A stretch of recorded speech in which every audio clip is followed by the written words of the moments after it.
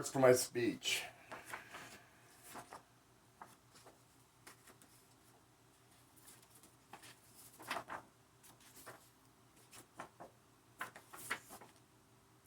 Okay.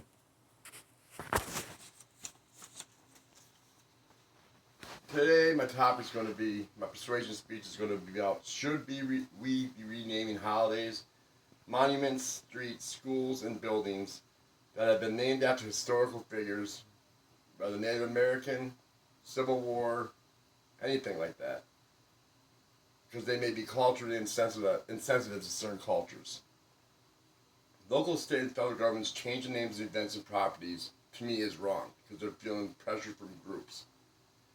I'm Native American. I'm half Native American, Sioux tribal member. Growing up, I didn't feel discriminated against. I didn't feel that the Washington Redskins was culturally bad. It was culturally insensitive.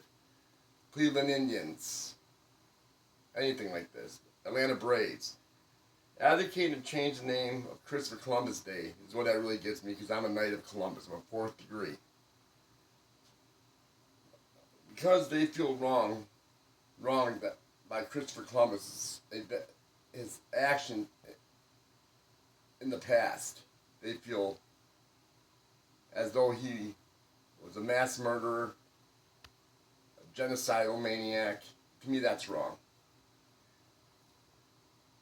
As a native, do I feel that this affects the way I grew up or affects my family in any way? No, I don't.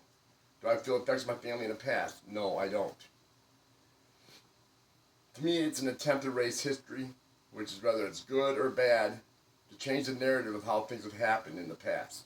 And that is wrong. Today I'll explain how recognizing social problems from the past requires keeping memorials, names, figures, to educate society about the good and bad of these events. What is cultural sensitivity to me may not be cultural sensitive to other people. Statues of Christopher Columbus have been taken down, ripped down, especially within the past year, during this election process that's been going on. Christopher Columbus, he was a famous, everybody says he was he was Italian. When he discovered the Dominican Republic in 1492, he started exporting plants, animals, gold, gems back to Spain, as was the practice back then. He also exported Native Americans back there as slaves. According to Henry Olson of the Washington Post, Columbus was a patron of the Italian-American immigrants that came over to the United States. Memorials to Columbus celebrate the pride of the Italian-American immigrants that he had discovered.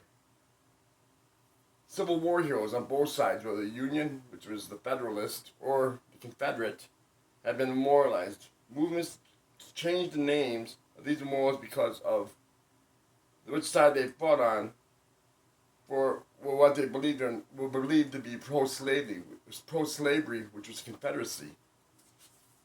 While slavery was an issue during the Civil War, it wasn't the only issue. The Civil War was also about states' rights and to reject federal laws, to set up their own laws for their states. Sports names in other native cultures have become taboo. Sports teams are usually named after strong, heroic forces of nature, such as the lions, bears, chargers, hurricanes, things like that. Names are chosen to represent the might of the heart. Natives have been historically been known to have a warrior spirit, and I believe this should be as an honor, having my team named the Redskins, or the Indians, or the Braves, or the CMU Chippewas, anything like that. To me, that's an honor. What upsets me is that where I'm from, Sault Ste. Marie, the Sioux Tribe Chippewa Indians, they changed Veterans Day. Me being a veteran of the United States military, United States Army, they changed that name to Joe Lumsden Day, who was our first tribal chairman. this to me is horrible. It was a horrible thing to do. They put it on one man, took everything away from these veterans that fought for this country, died for this country, gave everything they had for this country. What should be done? Let's keep history, regardless of whether its impact on our society has been bad or good. We need to keep it as it is, because what we do with history, if we forget history,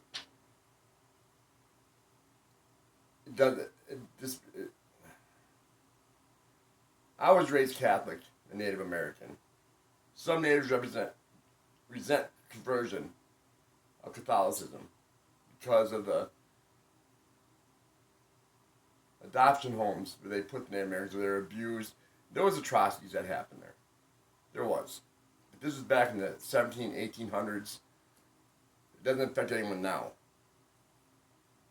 According to John Viola of the New York Times, tearing down Christopher Columbus' statues tears down his history. It fails to recognize the good that he did do. According to AmericanMagazine.com, Italian immigrants are proud to be that an Italian discovered the New World. And all Italians have been of service to the country from its origin. Renaming Civil War monuments named for Confederate officers isn't the answer either. According to Gilderland.org, John S. Mosby fought for the South, but wasn't pro-slavery. He fought for his country because he was a soldier. Fights for his rights to his country regardless of the reasons of the war. Soldiers are sent to do what their government sends them to do. And that's what he did. And he was absolutely against pro-slavery. According to Guardian.com, the National Congress of American Indians has said, quote, caricatures and stereotypes are harmful, end of the quote. As a Native American, I don't find this offensive at all. I believe it is important to look at these things as an opportunity to learn from positive or negative aspects of our history. Victim mentality is prevalent in the United States these days.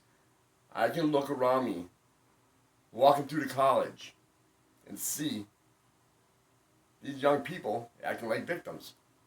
And it's sad. It breaks my heart. Today I've told you about renaming and removing memorials. It doesn't change what has happened, but rather it tries to hide it with an opportunity to educate society on the positive and negative things that have happened. People have to remember, when people try to erase history, they are doomed to repeat it. Thank you.